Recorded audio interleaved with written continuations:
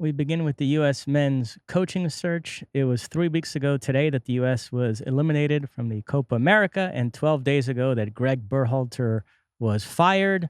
And last week, Doug McIntyre, who broke the news of Berhalter's firing and who had initially talked up people like Steve Cherundolo and Jim Curtin as candidates, he wrote a piece saying that he's now pretty sure it's going to be a foreign coach. Matt Crocker seems to be leaning that way. There have been reports about Luis de la Fuente, who just won the Euros with Spain, being interested. Gareth Southgate, who stepped down as England coach, has been mentioned. We know Jurgen Klopp has been approached. I've heard Yogi Love might get a call. Mauricio Pochettino has been mentioned by multiple newspapers. Rafa Benitez is apparently interested. Patrick Vieira maybe. But it would be somebody like that, and they would have to exhaust all those options before they would circle back to a Cherundolo or Jim Curtin. What say you? Okay, so as I mentioned, I was in Milwaukee, and I wish I had a dollar for every single time somebody came up to me and said, who's going to be the next coach? It is on the minds of people, obviously within the soccer community, but even larger than that. And coming off of the failure and the huge news this summer that kind of permeated throughout mainstream media about the fact that the coach was fired and that this was not a good thing, I think a lot of people are curious as to what direction they are going to go. When it comes to this latest kind of revelation from Doug McIntyre, when it comes to a potential foreign coach, whatever you want to call it, I think whether it's Matt Crocker or any of us, and I think Matt Crocker has said this, he just wants to get the best person for the job. Now, Matt Crocker has also said that he wants a serial winner, okay? And that's where you get into some really interesting types of discussions, because it is apples and oranges sometimes when you are comparing coaches. And you could have a coach that coaches in MLS, which we all obviously know for a lot of people doesn't even qualify as a league relative to the success that they have, or they tend to ignore the fact that MLS, because of its parity and manufactured parity, is a very different type of coaching situation than if you are the coach of Chelsea, or if you're the coach of Liverpool or Man City and stuff like that. Ultimately, I don't know what the United States Federation is going to do. I don't know what Matt Crocker is going to do. All I care about is that we get somebody that inspires me. All I care about, regardless of where that person is, man, woman, foreign, domestic, it really doesn't matter. I want to be inspired, and I want to be inspired relative to what is happening now in less than 2 years, which is the summer of 2026. And so this person has to come in and make me confident, and like I said, inspire me that it's going to get better, and that you are worthy of our time, that you are worthy of our attention, and you are worthy of us being proud of what is happening and what is going to happen. Does that preclude somebody who has not had experience when it comes to the American player or the American soccer culture out there? Absolutely not. We've had, over the course of I think 11 managers that the United States Soccer Federation has had in history, 2 of them have been quote unquote foreign, in terms of Bora Milutinovic, who was the coach of the team that I was on back in 1994, and of course Jurgen Klinsmann. And both of them have been successful. So it doesn't mean that you can't be successful. Although, when it comes to winning a World Cup, which is ultimately what this is all about, we also know that no foreign coach has ever led a team to a men's World Cup in terms of winning it. This should not surprise anybody. Matt Crocker's connections and his background are in Europe, and maybe to a certain extent, utilizing those connections is exactly why he was hired.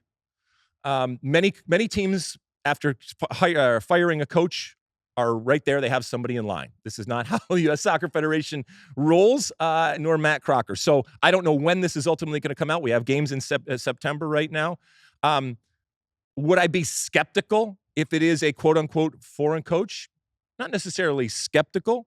Would I prefer that it is somebody who does understand and have a background in what American soccer is, and more importantly, what American soccer isn't? Yeah, probably I would, if I'm honest with it, honest with myself. And it's not that another person can't have success. It's just, this is not just a World Cup. This is a World Cup in the United States. And if we truly have grown over what will be 32 years since the 1994 World Cup, then we should have grown on and off the field, in that there are coaches that would be able to lead us to success come the summer of 26.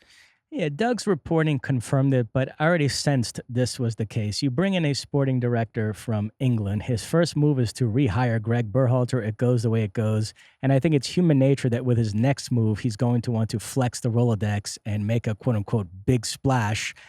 It would be odd if you bring in somebody like Matt Crocker, he rehires Greg Berhalter, fires him, and then his next move is to turn around and hire Steve Cherundolo. It would raise the question, why did we need to go to England to hire somebody like Matt Crocker? Because any American sporting director you appointed could have thought to hire guys like Cherundolo and Greg Berhalter. Or you could look at it differently and say, if Matt Crocker comes to the conclusion that someone like Steve Cherundolo or Jim Curtin or whoever is actually the answer and is so blown away and overwhelmed by it, then it even takes on more weight, right? I mean, look, I do think that when it comes to, if let's say, because the list goes down, Thierry Henry and Patrick Vieira and Pochettino and Southgate, if any one of those became the coach, right? What would happen if they came in and started calling in MLS players? I mean, people's heads would explode. I'll tell you what would happen. After their heads explode, they say, well, obviously, this person is being able to see more and able to do more, all right? And it's all a bunch of BS. Now, I'm not saying that somebody's going to do that, because ultimately the group, as we said, is the group. And so whoever comes in has to make this group better. And I do think there'll be a couple of different players here or there. But again, I just pick somebody. And hopefully that person, like I said, makes me feel something that I haven't felt now for a while. Now, with the women's search, initially there was this thought that it would have to be somebody with international experience, but then Emma Hayes was deemed so good that they decided to go that way and everybody was happy with it. Jurgen Klopp would be sort of the equivalent of that with the men's search. But I wonder, as you move farther down the food chain from Jurgen Klopp, at what point would lack of international experience be a disqualifier? I mentioned somebody like Rafa Benitez, very good coach, very good resume, Champions League winner, et cetera, but no international experience, and he's not Jurgen Klopp. So at that level of guy, would that be an issue? I mean, the international experience thing. I mean, Matt Crocker has already said a serial winner, but he hasn't said a serial winner at the international level or the serial winner at the club level or serial winner men's or women's. So a serial winner, you can find serial winners, but maybe they're doing it in a league where all they've coached is elites. Okay. Jurgen Klopp is a serial winner coaching elite players and coaching in elite teams. All right. While Jim Curtin might not be, quote unquote, a serial winner, he has taken a team in Philadelphia that doesn't and cannot compete in terms of the money. And he's had a development system that he's implemented, and he has used that to be successful. I think there's incredible weight and value to someone like that. Can Jurgen Klopp do that? No, maybe. I don't know. We haven't seen it.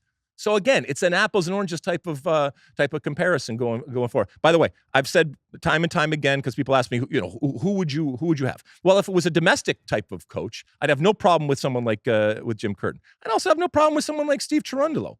Okay, well, if you want a serial winner, well, Peter Vermes, while he's struggled of late, but this is a guy that's kept his job year after year after year and has over a more than decade type of career as the coach and working with Sporting KC, has had incredible success in a league, again, where there's manufactured parity. And so what value do you attach to that? I don't know. Anyway, Mosse. Last thing, there was a fascinating line in Doug's piece where he established... there's a first. All right, go ahead. Read it to me. Wow, Doug taking come on.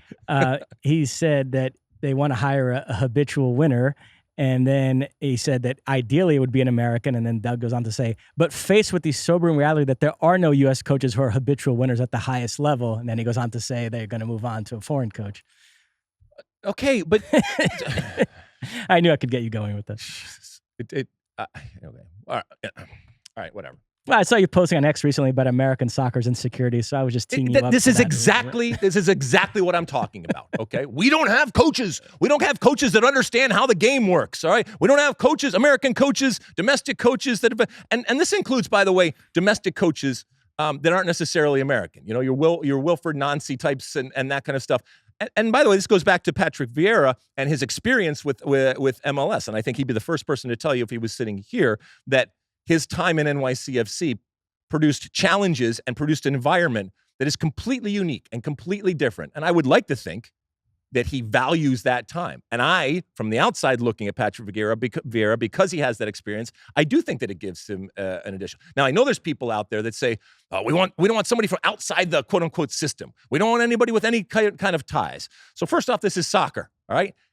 Everybody sleeps with everyone.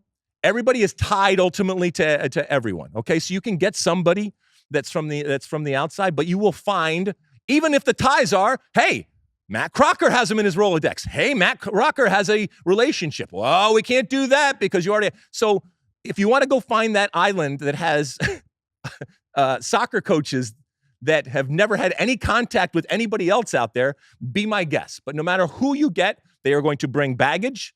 They are going to bring a history. They are going to bring biases. They are going to bring relationships that they have, because that's how the world works. That's how soccer works. You like that clip? Well, my State of the Union podcast drops twice a week right here on my very own YouTube page. The only way to stay up to date is to hit that subscribe button down below. Size the day, and see you soon.